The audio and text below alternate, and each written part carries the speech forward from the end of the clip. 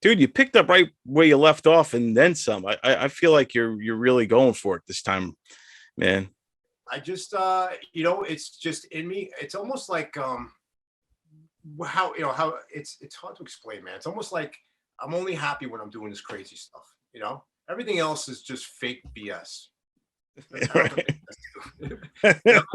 That's what my head is all day. My head's all day. It's thinking about jokes. It's thinking about skits. It's thinking about this. This would be funny on camera, and this would, and nobody. The number one thing that you realize, and you realize this too, is that nobody at work or nobody is going to relate to what you're thinking.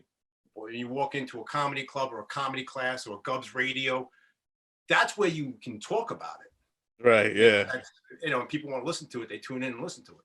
Yeah, because regular people, like coworkers, they're not going to understand. They think we're nuts. Yeah, they think we're nuts. And I know for a fact because I was at Mulcahy's not that long ago, and I ran into a table full of women from work who know this.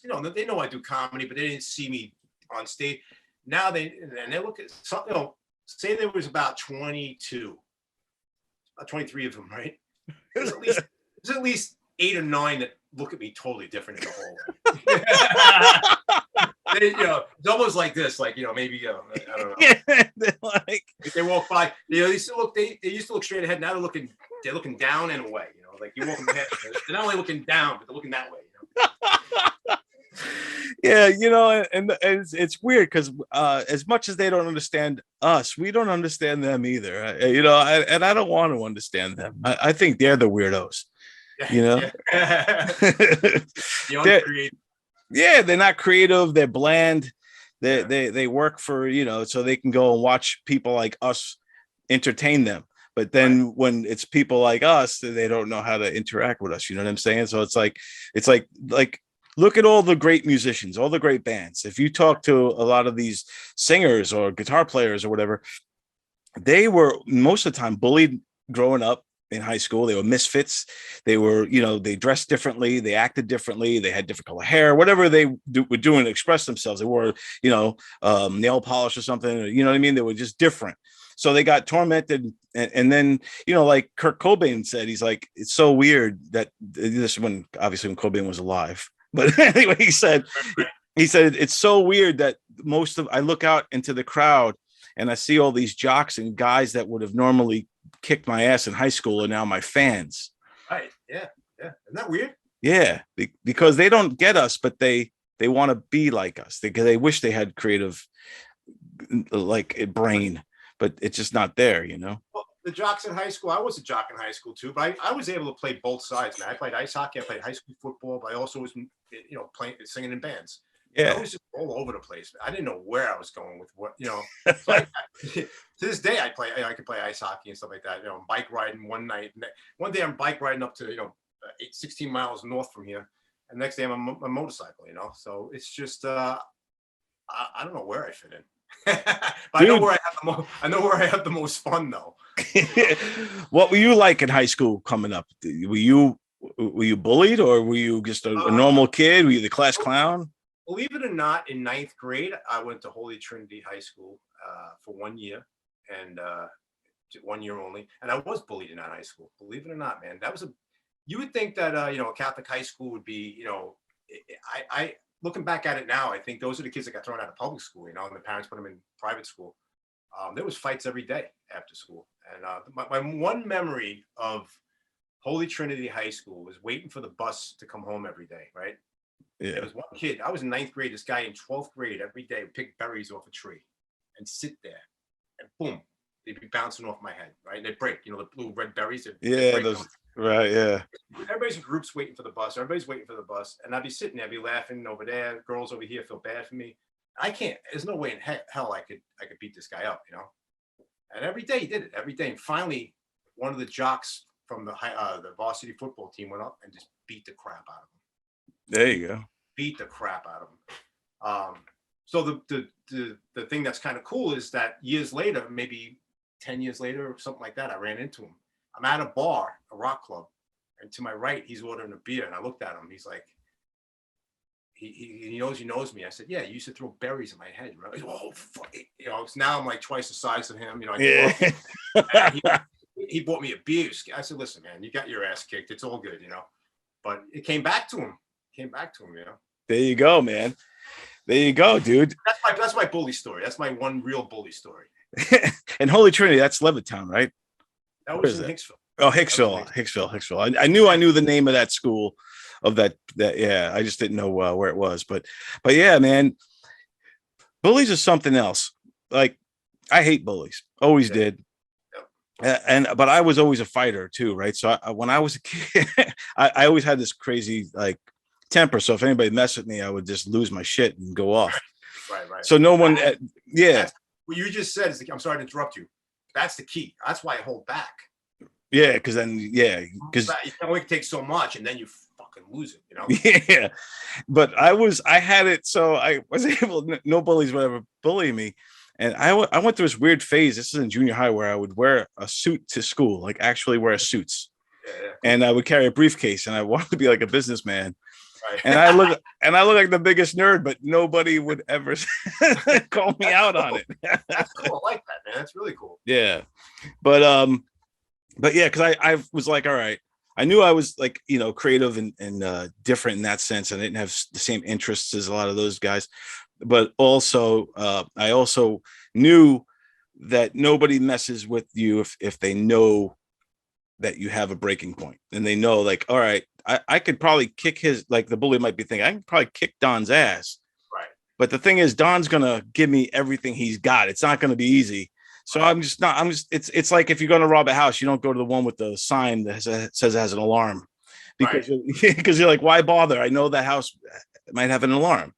I'm going to go to the one that doesn't. So if that makes any sense, that was what was my.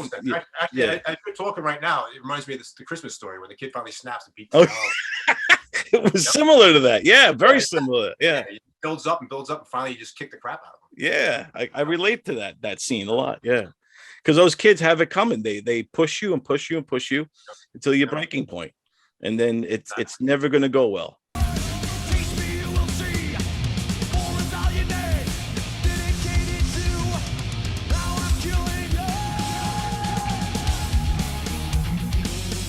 Like I said, I love seeing you back out and about, man. And you also teeter between the rock scene and the comedy scene.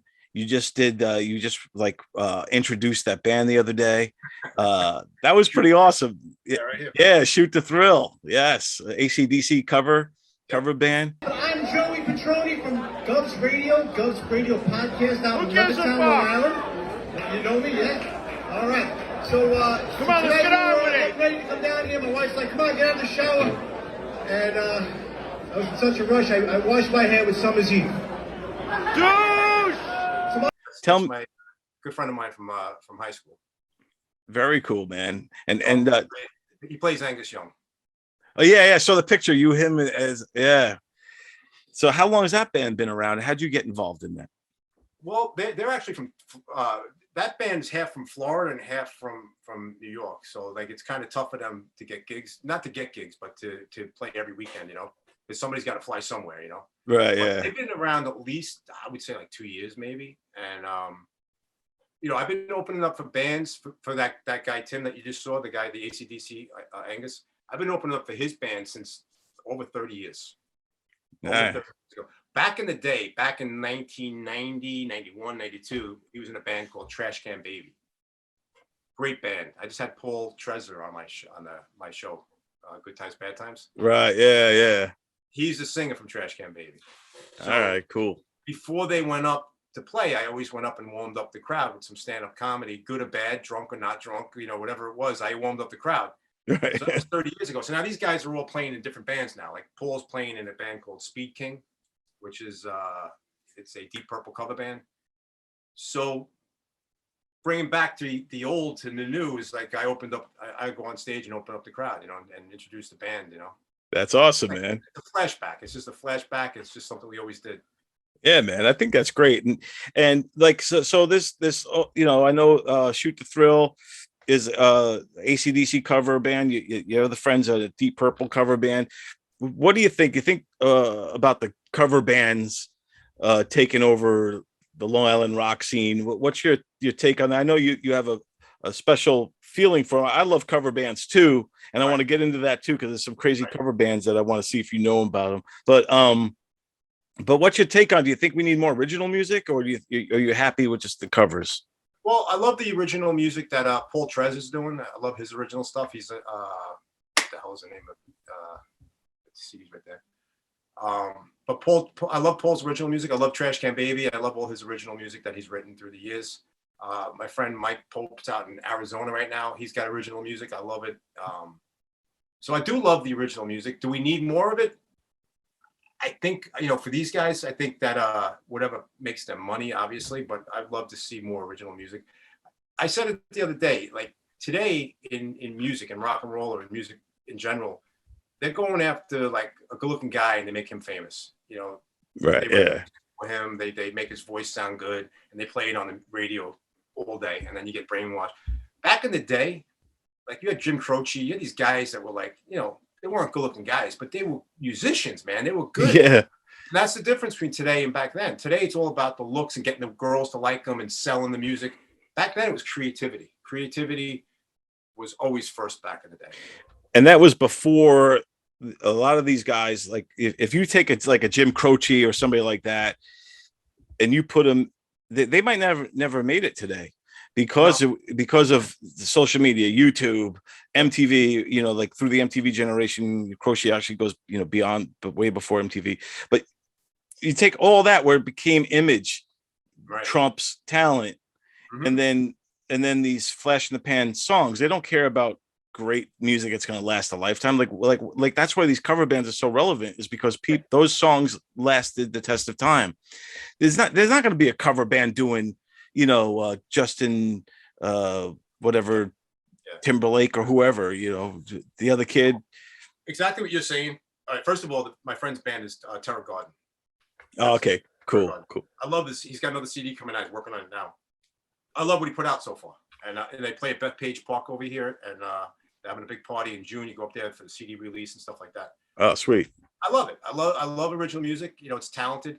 Will it get on the radio? Probably not, because it's about who it's all, what the deal, man. It's like if BAB was to play Terror Garden or if Z100 was to play Terror Garden, they would become popular. Forget it overnight, because their music is so much better than the crap on the radio. Right. Yeah. So I also DJ on the side. Okay. So every month I join a program where I get the top 20 songs of the month. Okay.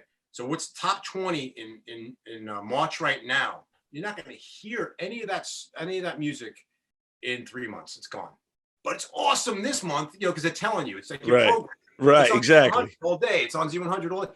But next month, it's gone, man. There's another top 20 that you're supposed to love, So it's crazy. Disposable. Yeah, I've been DJing for like 25, 30 years, and all the music from the 90s, well, the 90s music still lives. But like, I guess the era of Britney Spears is still good. But there's a lot of bands that came and went that were picked by the industry, by looks. The music was written for them. Their voice was changed. However they do that, they auto-tone it. Right. And yeah. they come and go, man. They can't. They're not talented. No, it's just disposable music, and it's candy. It's just candy for the kids. Money makers. Right. And it even the nostalgia of it isn't going to be that great. I don't think. I don't. You never know. You never know what's like in 20 years from now. What kind of like are there going to be a cover band out there doing? I don't know. Pick a band. What's those kids from England that everybody loves? Like I'm so bad with this right now. But the boy bands. Is it going to be a Backstreet Boys cover band someday? Harry Styles band. Harry Styles was in that band. Yeah, Harry Styles. Yeah. One Direction. Will there be a One Direction cover band? I don't know, man. Maybe. Who knows? You never know, dude. You never know. It's crazy. I'd rather see a Beatles cover band. What I like is these creative cover bands. So I just recently did a top 5 with Don Jameson and from That Metal Show and all that stuff, and we were talking about the top 5 most intentionally funny bands ever, right? So we started getting into cover bands. There's a band called Sabbath. Have you ever heard of these guys? Dude, these are the kind of cover bands I think are creative. And so Mac Sabbath is a Black Sabbath cover band. Okay. But Mac part of it is McDonald's. So they all dress up like these satanic Ronald McDonald characters. Yeah, very funny. Yeah, and they changed the words to the song. So instead of "I am Iron Man," it's "What's in the frying pan." What's in the frying pan? It's hamburgers or whatever. Yeah, that's awesome. Yeah, so you got to check those guys out. And then Mac Sabbath. Yeah, Mac Sabbath, dude, you love them. Yeah. And then there's the one, I don't know if you ever heard of these guys. This band, they've been around for a while. They're called Dred Zeppelin. You ever hear Dred Zeppelin? I did hear of them. I can't remember. They have a gimmick. I don't remember. Yeah, dude. So they do Led Zeppelin covers, but the lead singer, is dressed up like Elvis Presley. Oh wow! And he sings the Zeppelin songs like Elvis Presley. So he's like, oh, oh, oh, oh. Welcome to the land of the ice and snow. Yeah, yeah. Dude, it's so trippy. Yeah, man. Yeah, it's trippy, right? Dude, you collide in two worlds, man. Yeah, man. And that's why I saw that one band you went to see the other day, and it reminded me of those guys where they all wore masks. Yeah. I always say it wrong. O.L. Amore. Yeah. Those guys, and they're freaking so talented. It's insane.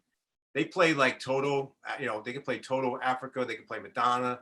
They're playing the Doors. They play everything. And it sounds exactly, you feel like you're on drugs. All of a sudden they're doing Phil Collins one more night, one more.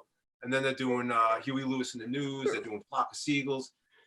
It's a flashback to your high school, and you never know what the hell song's next. Like you can be listening to Flock of Seagulls. Next thing you know, they're playing Stone Temple Pilots. Oh, really? They just kind of go in and out of? Like, yeah. Also, dude.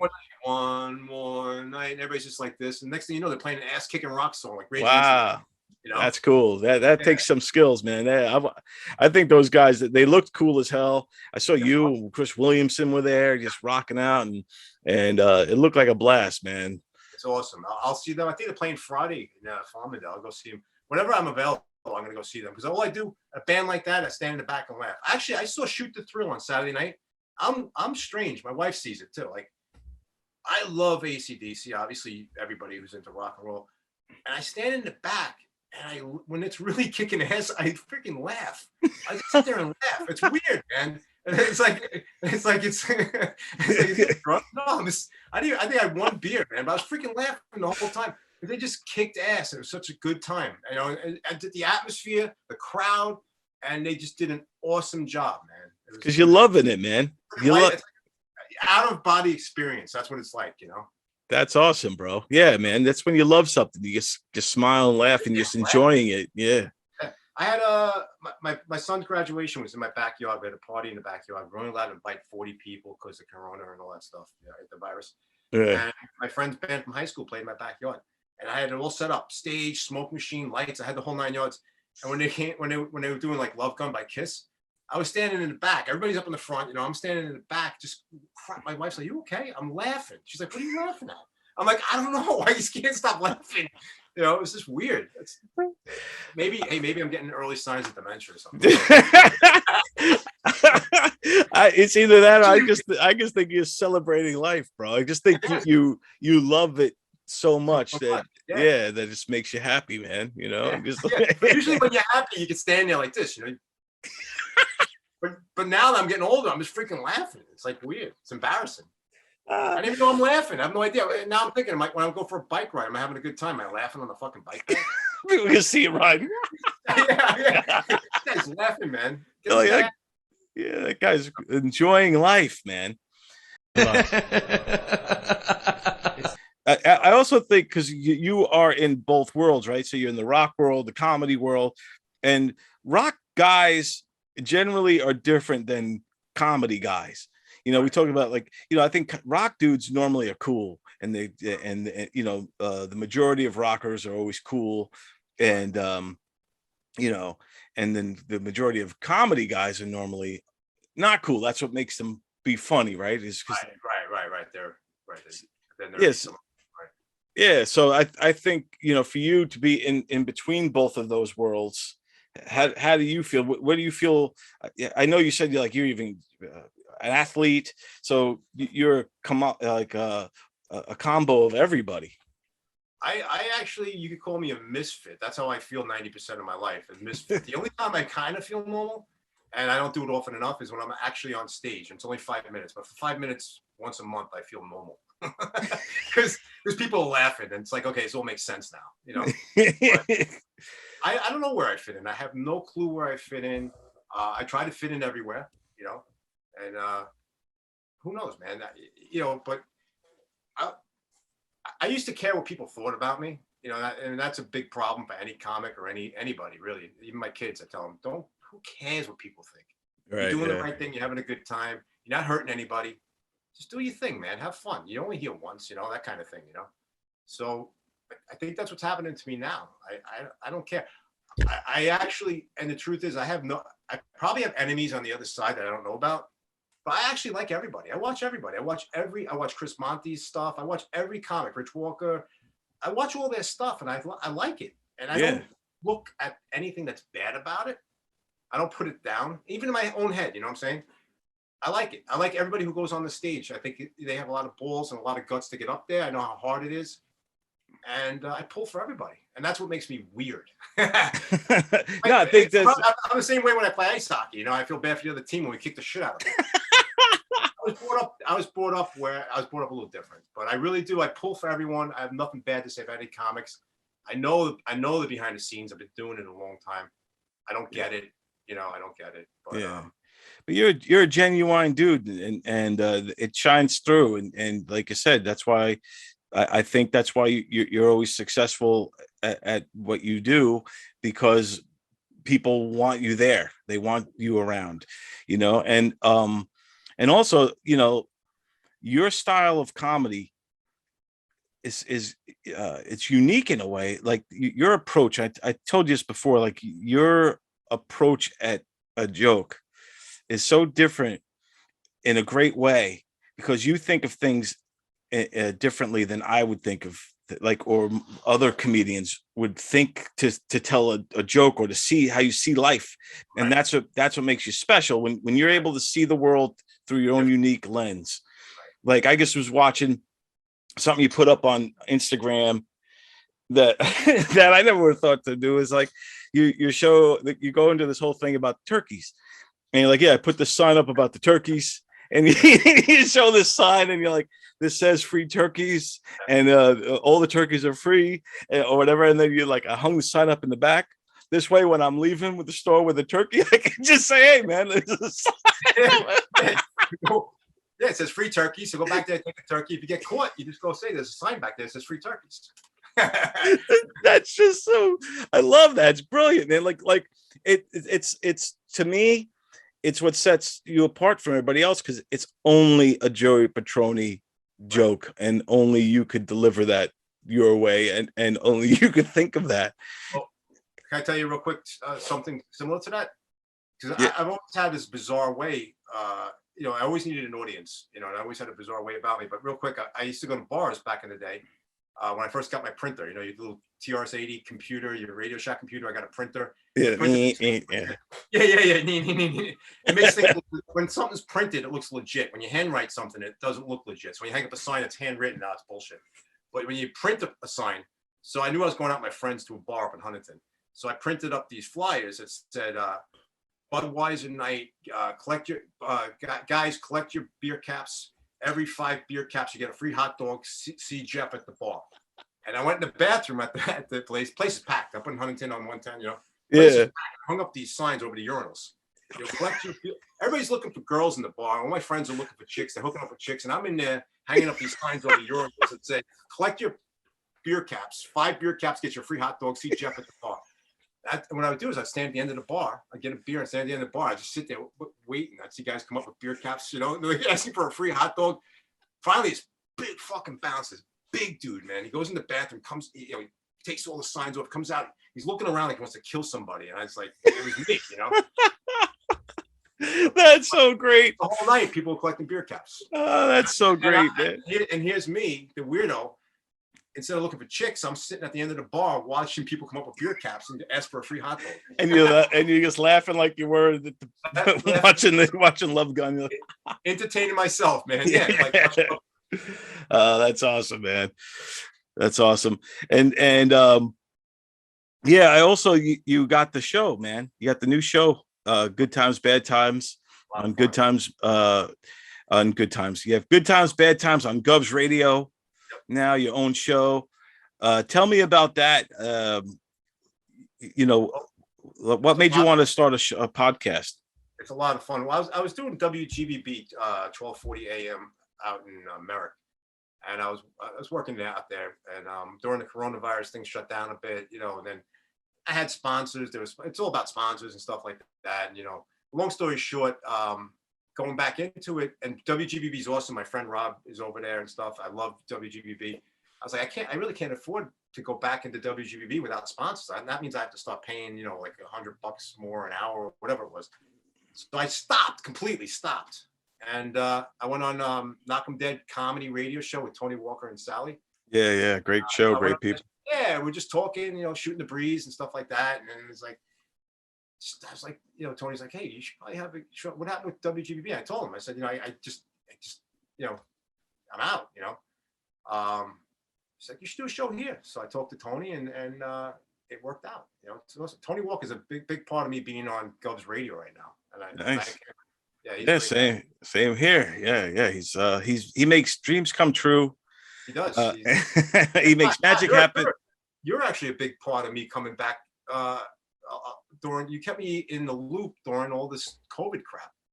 You know, dude, you're pulling me into Zooms and funny videos. We're doing comedy from home. We weren't allowed to leave the house or do anything, and we're still out there. So you kept me relevant during hard times. Dude, it was actually kind of fun in a way during the pandemic to come up with ideas and to be creative and to do things that were different.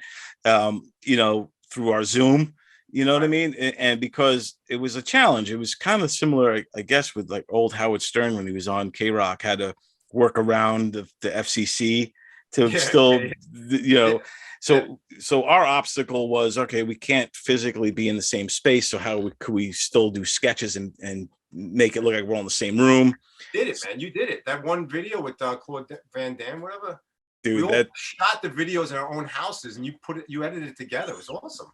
Yeah, it was crazy. We look like we're all in the same room, and we got Jean-Claude Van Damme there. Yeah, and shooting us with a machine gun. It was awesome to be able to do that. You know, I mean, during down times, you know, everybody else has got nothing to do. You know, and you kept me relevant, actually. You know, and I thank you for that. Whoa, hey, whoa! Put down the gun now. Chill. What is that? AK-47? Put that down. Now, Jean-Claude. Oh my God!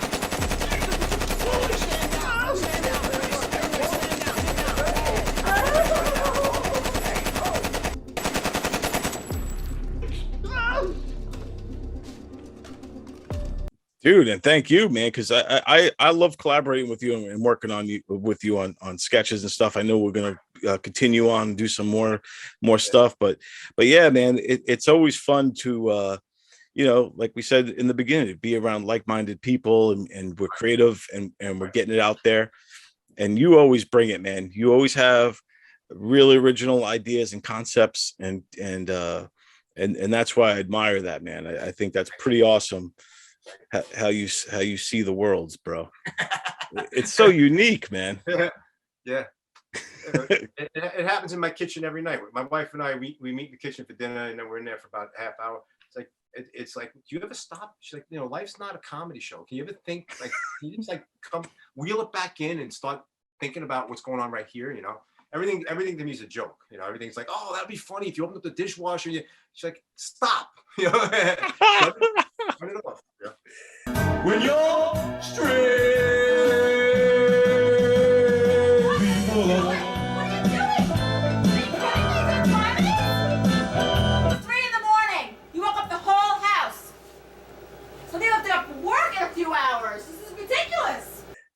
No, you do some great stuff. People got to check out your YouTube page too, because you do a lot of great sketches of all the time. You just, I feel like you're always putting out new stuff, or you have a real good, you know, collection of material from that you've done through the years.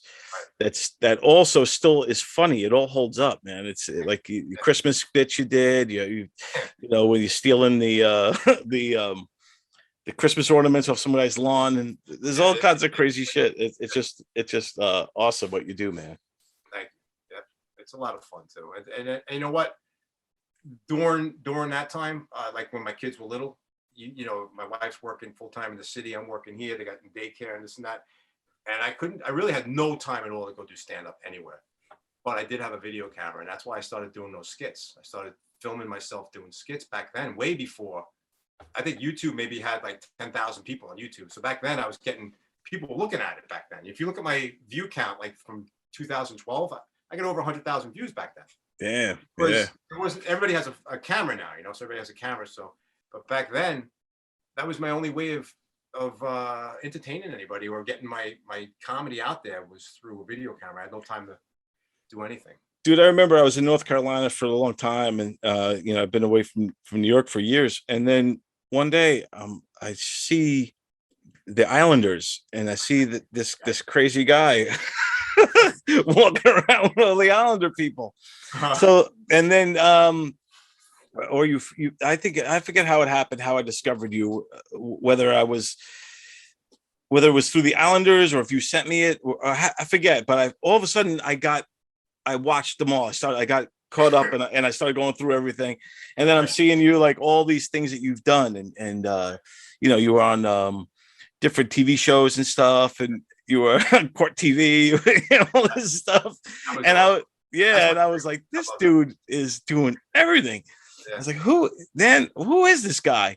And then I realized that it was my old friend JOEY Petroni, and I was like, oh shit. But I love what you did with the Islanders, especially because I was working with the Carolina Hurricanes for a long time. Right? Yeah. And so I was wondering, did the Islanders, did they ever recruit you and put you in, or put, you know, like, make you part of things, or did they resist you? They whenever I showed up, they put me right in. That's why you see me behind the scenes everywhere. You know, like they love the whole ice guy. The last thing I did with the Islanders was it was actually my birthday.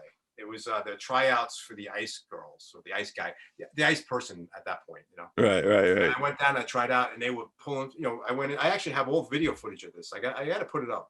I went in. I in the full ice guy gear, and all girls, ice girls. But there was guys too. There was guys. You could tell these guys were like, you know, probably 15 years younger than me or whatever, you know. And when I'm signing up the papers at the front desk, and all the big shots are there, I hear one guy say to another guy, they go, I hope this fucking guy can skate, man. I hope this guy can. They love it. And when I got out there, I was wearing shoulder pads, wearing everything, and I was a step behind everybody. And I realized, you know, I'm wearing all this hockey shit. These guys are just wearing sweatpants and a t-shirt. Right. Yeah. So like halfway through the tryouts, I went out, I got off the ice, I took off the shoulder pads, and the guys are going, man, you're doing really good. And I'm like, so I have the tryouts. If you look, you'll see that I was just a step behind the guys, man. But I kept up with them. Dude, that they should have, like, I think the Islanders should have embraced you, like, really embraced you, and put you in some stuff. And, you know, really, you know, we had a fan. We had super fans when I was with the Hurricanes, and we really utilized them for all kinds of stuff. So like, if you know, like, let's say, you know, we were doing, like, I would have used you as for man on the street stuff. So I would have been like, hey, this is JOEY Petroni here, you know, Carolina Hurricanes, and we're going to go out in the street and see if anyone knows how to spell Brindamore. And then, hey, excuse me, sir, do you know how to spell Brindamore? You know, and then, something like that. That's what I would have. That's really cool. Yeah, that's really cool. Yeah. So if there's any Islanders personnel watching right now, right, it's not too late. You could still utilize JOEY Petroni. I used to walk around the parking lot and get the yes chants and stuff like that. I saw those. Yeah, it was awesome, man. And they loved it because they didn't know who the hell I was or anything like that, you know. And they were waiting for me to come by with the camera. I had a camera with me walking around the parking lot. That's one thing I love that the Islanders do, is that yes thing. Oh, it's awesome. You know, because like I said, what was weird was, you know, growing up an Islander fan, then going to the Carolina Hurricanes. Whenever the Islanders come to town, I'm like, it's my people. Like, even though that, most of the players are not Long Island people, they're all Canadians or whatever, but you still see that logo, and that logo represents home. So it was always weird. It never got old. Like, for the whole 12 seasons I was there, it was actually 10 seasons I was there. It never got old, man. I always loved the Islanders, always on. And I worked for the Rangers recently. But these days, it's funny. The older you get, you just want to see hockey. So I'm an Islander fan, diehard Islander fan. But the Rangers get to the playoffs. At least hockey's still alive in New York. Yeah, exactly. I'll root for the Rangers. I never would in a million years 10 years ago. But yeah. These days, in New York, I always want New York to win. That's my dad's thing too. New York, I grew up a Jets fan, but the Giants are in the playoffs. I'm going to root for the Giants. Man. Right. I was always an Islander fan, and when the Rangers in '96, whatever, when they won it, I got caught up and I was rooting for the Rangers, and then I called my friend who was a Ranger fan. I go, dude, congratulations, man, and he goes, whatever, bandwagoner, and he hung up on me. Yeah, that's the one thing that people hate is the bandwagon, right? Yeah, I totally bandwagoned it. Well, it was New York. I got caught up in it. Right. I mean, once they won the Stanley Cup, we can't do 1940 chants anymore. You can't. Yeah, I know. I mean, then it's over now. It doesn't matter anymore. The 1940 would have been fun to do now, but yeah. Cup and the chant's gone. But exactly. I want to tell you because you just brought up Good Times, Bad Times, right? You were my first guest on Good Times, Bad Times. Dude, it was an honor to be your first guest. It was a great show, too.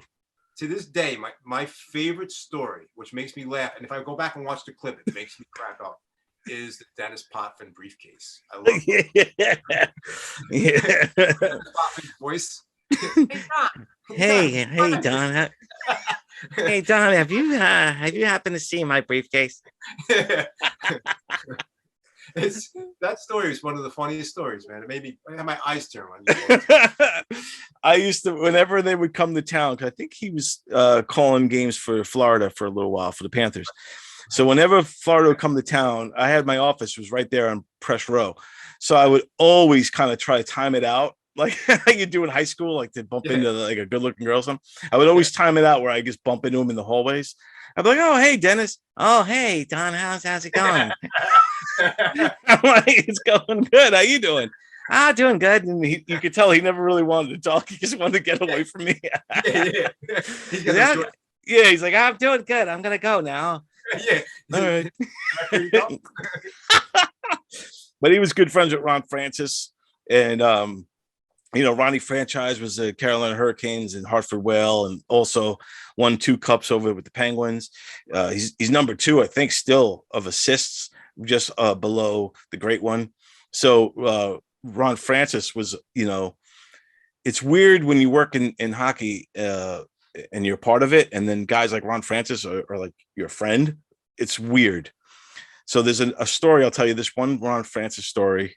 So me and my friend Pete are on this elevator, and Pete let's go this fart, this huge long fart, and we're on this elevator. I'm like, "Oh, Pete," he's laughing, and then I'm like, "It stinks in here, man." All of a sudden the elevator opens up, and there's Ron Francis. So he gets on, and out of embarrassment we just jump off because we don't want to be, and then as the door is closing, you can see Ron Francis go, "Oh God." And he got stuck. We hotboxed Ron Francis. Oh man. One of the greatest hockey players of all time. Oh yeah. And we hotboxed him, but yeah, so those kind of things happen. But yeah, man. I just think it was really cool what you did with them and with the Mets. Did you make a play to do similar stuff with the Mets as well? I was, yeah. I mean, I love going. I joined the 7 Army, right? And I love the Mets. I grew up a Met fan. I was at the '86 Game 7. Believe it or not, I was there when they won the World Series. Oh man, that was a complete fluke. It's because it was a Game 6. My friend couldn't go to Game 7 for some. I don't know what it was. He got in a jam with something. If it goes to Game 7, he can't go. It was a last minute thing. He could ask anybody. Wow. He asked me, man. I actually went. I think he had like an hour or something like that to get somebody, some last minute thing, and I went to Game 7 of the World Series for the Mets. Dude, one of the greatest moments sporting moments for me to live through. That was like, I remember the whole family, everybody was a Met fan, man, in that year. And it was me, all my friends, and my family, my dad, my brother, everybody. We're all sitting around watching TV. Mets win it. We all run outside, pots and pans, bang, bang, bang. And you were there, dude. Yeah, yep. I was right in the section. I don't know if you remember the game when a smoke bomb went off out in left field and Mookie Wilson picked it up. I think and threw it. Oh yeah, I was up in the stands in that area. The smoke was actually coming to my section. The smoke Damn. bomb. Yeah. So how did you react? Like what? It was like it was a dream, man. It was just like surreal. It was insane. The closest feeling to it is, and this might sound bizarre, but if you're in Times Square on New Year's Eve when the ball drops, yeah, that's stupid excitement. That's stupid. It's like, yeah, oh, wow. yeah. But that energy and that feel is the same feeling, or even better when I was at Game 7 of the World Series. It was awesome, Dude. That must have been freaking bananas, man. That was such an amazing World Series, and that Game 7 was freaking epic. Jesse Orosco throwing the glove up. Yep. I don't remember how old I was, but I was probably too young to realize just how big of a deal it was. I mean, I knew everything about it, but how lucky I was to be there, and that's not going to happen again. Have you gone and met any of the? What's that? I was gonna say, looking back at it now, I realized just how lucky I was. Dude, it's major history, especially New York guy, Mets fan, your whole life, all that stuff, and then the biggest game ever. That team was special. Every player on that team, it like the '69 Mets were great too, and they had some special players, but the '86 team, dude, were just like classic. I can't explain the difference really, but the personalities amongst those guys and the camaraderie that they had. Like one big family, man. Who was your favorite player back then? Because I guess I'd have to say Mookie Wilson. He's just, to this day, Mookie Wilson seems like he's just a great guy. Yeah, Mookie's great. I know Tony Walker loves Mookie. If he's watching this, he's gonna love hearing that. Oh, yeah, I was I think it was him that threw the smoke bomb into the side. So I have a little bond with him. I breathed in the smoke from the bomb at Game 7. I was gonna say real quick because I'm such a Met fan that when Shea Stadium went out, I actually right now in my garage I have a Shea Stadium locker from Shea No way. Stadium. Yeah, I have the end cap of I think Barry Bonds used to use it. Derek Jeter used to use it. It's an authentic locker. Yeah, I got that. I got a home run wall in my garage, and Tommy Agee's locker. I actually have Tommy Agee's home locker at Shea Stadium. So you bought that like what, like an auction after when they took? Yeah, they were auctioned off. And what happened was we went to get Tommy Agee's locker. A friend of mine, we went to pick it up with a U-Haul out in Jersey. It was the last day. The guy had the warehouse. It was like the last weekend that he had the warehouse. So picture you have a garage sale in your driveway, and it's the last day. You just giving stuff away. Yeah. We pulled up just to get Tommy Agee's locker with a U-Haul and leave. And he's like, it was Steiner Sports, right? Is that Steiner Sports? He was there, and he's just like, "Oh, you guys want home run walls?" And like, "Nah, I'll get, it's usually whatever it was, usually 500. I'll give you for $100." I started buying everything, man. We just started buying whatever we could fit in that U-Haul. We bought it. That's freaking. Like after the game, they go in those whirlpools. The players go in whirlpools. Big stainless steel whirlpools. You got one of those? 2 of them, yeah. Where do you keep those? Everything was in my garage for the longest time. Now I split it up to my garage and my friend because I had the motorcycle. Oh my yeah. got some of the stuff in his garage too. What else do I got? We had the table the doctors used after the game to stretch him out and stuff. Oh yeah. Go out to a doctor's office. He's got the plaque right above his, so he uses it in his doctor's office. We packed it. The way you put the bats in Shea Stadium, where you put yeah. Those big round things that were in the wall. You throw them in there. Yeah. So. Dude, that's freaking crazy, man. But the coolest thing is the 2 lockers. I used the locker for my son's when he played Little League. I put all his stuff in the locker. That's freaking talk about a locker that has some magic in it, huh? Yeah. Some of that rubs off with your son. Yeah. So the one I have in my garage right now is an away locker, which it was an end cap. That was when the press would come in, so it was at the end. So like Derek Jeter or any of the big players. Barry Bonds used it all the time. And the one I put at my friend's house is Tommy Agee's home locker, which is huge. It's twice the size of the away locker. So. Dude, that's crazy, man. It's weird. It's also strange. I'm a collector. You know, I'm a collector. It's the only reason why I'm saying it's strange is because, like, you know, you finally get married, have kids, and you have a garage, and you can't use it because you have all this meth crap. You know, you have home run walls and tubs. She's like, you can't put the car in the garage because you get all this Shea Stadium stuff here. You know. That's great, man. So now, I know you're talking about going back to comedy class and doing some stuff with Rich Walker and the gang, kind of bringing it back full circle to where it all started for you. Right. What are you looking to get out of doing that? Well, like, you know, I was actually thinking about doing the class with John Truson over at Govs because it would be the same night as my comedy show. You know, like so. Oh, right. And also, I took John Truson's class twice. I took Stanford University a couple of times. So what I'm trying to get out of it would basically be, I have all these ideas in my head. I could put them down. I think when you're in a comedy class, it forces you to put it down, forces you to think that way. And you take an hour or two a week now on Tuesday nights and you sit down and you're just nothing else but that, you know? Right, yeah. And when you're around other comics, you probably agree with this, your mind works differently. So if you're sitting in a comedy class and someone's up there doing their material, you start thinking about your stuff and it flows. For some reason, it flows much easier when you're around it than whether you're home and you're in your office trying to write stuff. No, that's a really good point. I do think when you're around it and you see somebody else doing something with it, it starts to get your wheels spinning and starting to see things through different perspectives. Also, for me as an editor and, you know, all that, I can't get anything done unless I have a deadline. So if, you know, when you know that you have a show coming up, or you know that next week's class, you know, you need to have such and such completed or whatever, or have 5 jokes written, or however he does the class, it kind of gets you off.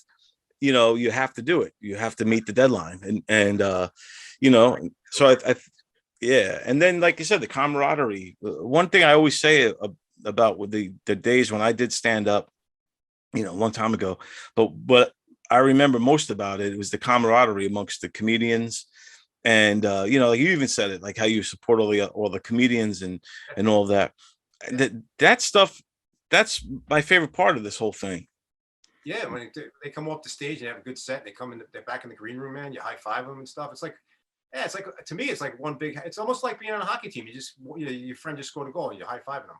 Exactly, man. It's like a team. It's a team sport, you know. Yeah, true. That's I look at it 100%. It's a team sport. I pull for everybody. We're all on the same team. We're all on the same show. We're all working out on the same stage. You know, why would I root against somebody? It's true, because if you look at it like that, right? So if you look at a show, like let's just say it's you know, the Don and Friends Comedy Hour, and I got 10 comedians on there. It's all one show. We're all one team. So, you know, you're as strong as your weakest link, just like in any team. So you want everybody to do great. So the fans who watched it, the audience goes home saying, man, that was the best comedy show ever. Every guy brought it. Right, exactly. You don't want, yeah, you don't. Yeah, if your family, your friends are in the audience, why would you want someone to go out there and bomb? You know? Yeah. You know, if they do bomb, you know the feeling of bombing. Oh yes, I do. But it's one of the worst feelings ever.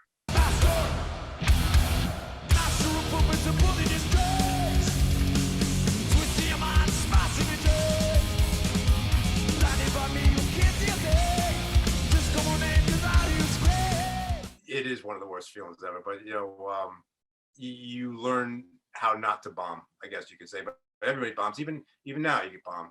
You know, you never know who's in the audience. You know, I DJ on the weekends. Every weekend I DJ at least one party a weekend.